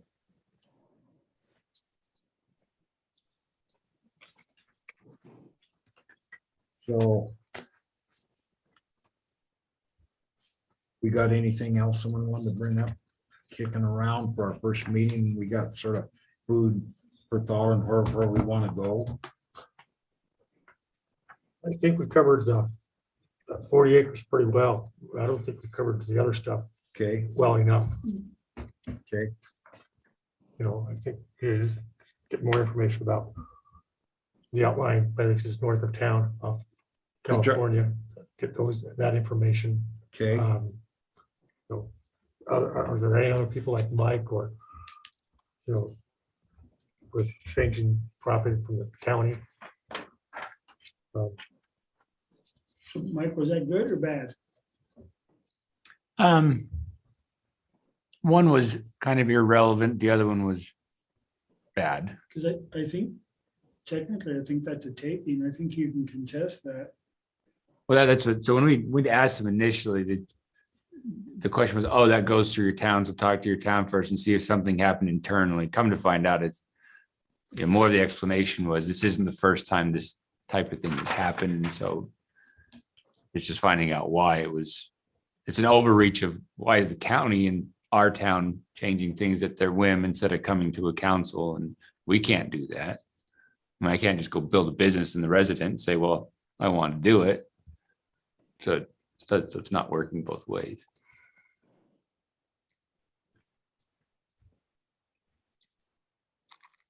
Try to find where it was generated.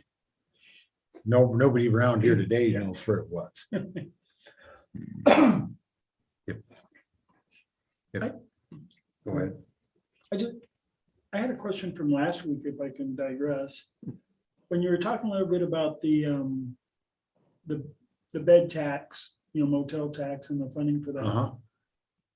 And then a couple days later, I drove by the RV park. Currently, do they pay into the bed tax? Yes. Okay.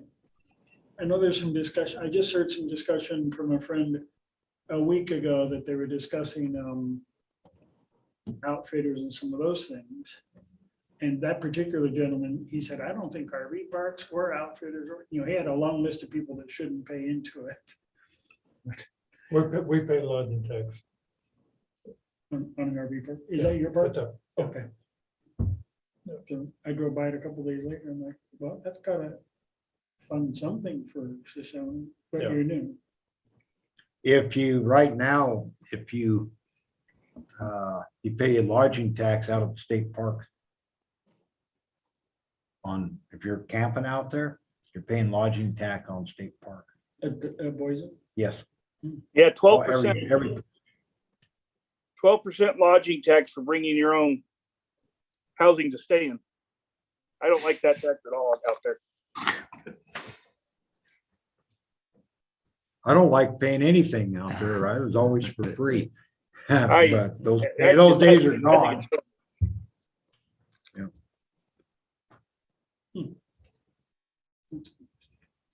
Yeah, I thought that was quite interesting. The state's even charging lodging tax, just raise the rate and don't call it tax. I don't know. Yeah. But yeah, they do. I didn't realize that. I don't know how long that's been in effect, Bo. Was that in effect last year? I think No, that law this- changed January 1st, didn't it? This year. Did it? Yeah, that's what I was thinking.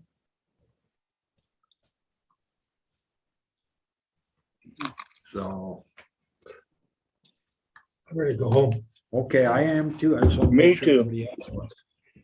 But appreciate everybody Walk showing up here. safe. I apologize to everybody. I showed up late. It was a long day.